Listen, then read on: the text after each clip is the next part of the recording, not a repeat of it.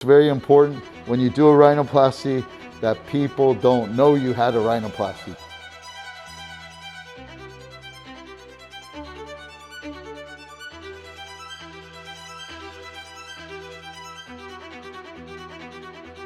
All right, so everybody always asks me, hey, you're a plastic surgeon, and it's mostly women, right?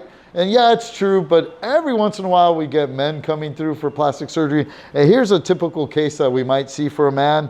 He's had a few accidents playing sports, and so he wants to improve his nose here. So you can see it's a little bump, maybe just a little bit wide. He wants it up just a little bit, just real subtle changes. Men usually are looking for subtle changes. He doesn't want to change the way his face looks or his nose looks, but just something that's going to improve him a little bit so he can be a little bit more confident. So a few things we're going to work on right now is he's got this little bump, so we're going to make that straight. His tip is a little wide, so we're just going to make it a little bit smaller. We're going to bring in these bones to straighten out and narrow his nose just a little bit, and we'll raise his tip a little bit and straighten that out. And the way that I do my rhinoplasties, I actually do everything from the inside. I don't make any incisions on the outside. I can get this done going from the inside, so the stitches that I put in here will dissolve on their own. We won't have to take any stitches out. He'll just have a plastic cast on for about 10 days. And it's not real common because we're trained to make the scar on the outside in our training. The problem with it is that if you're not blonde hair and blue-eyed, you might see that scar the rest of your life. And I see it in a lot of my colleagues before and after photos. And so if you're a 21-year-old female who wants to look good for your wedding, but now you have a scar, you can never get rid of that scar. Even if you do scar revisions, you can't get rid of the scar. So I just went ahead and converted to doing all my rhinoplasties from the inside.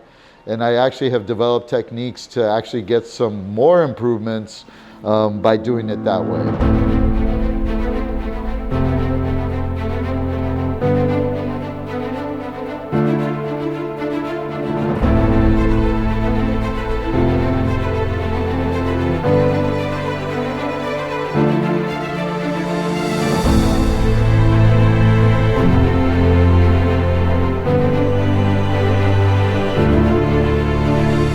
So we finished, still has a very masculine nose, but we got rid of the bump and brought it in a little bit.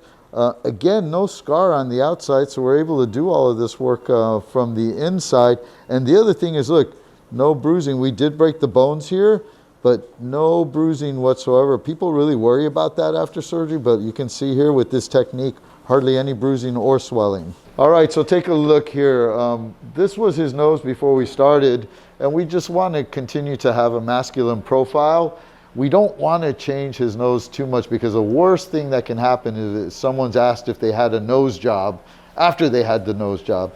You want people to still recognize them as the same person, but just a little bit improved. If someone tells them, there's something different, but I don't know what it is, then you did a good rhinoplasty.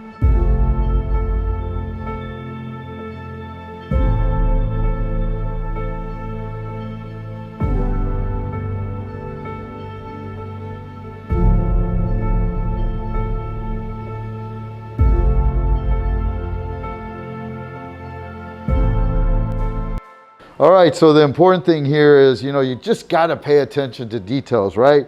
We don't have a scar. We don't want to leave a scar. We don't have any packing inside. We're gentle with breaking the nose, so we don't have any bruising. We custom designed a splint, made sure that it's there so that his nose is straight. So it really, details are so important in these procedures, and that's what it's all about in plastic surgery. Yeah, and I think really it's very important when you do a rhinoplasty that people don't know you had a rhinoplasty. They just know something's different, something's improved, but they just can't really figure it out because we have too much stigma out there with Michael Jackson and all that, where people are changing their nose too much. And so then people are scared to come in to get a rhinoplasty just because of that.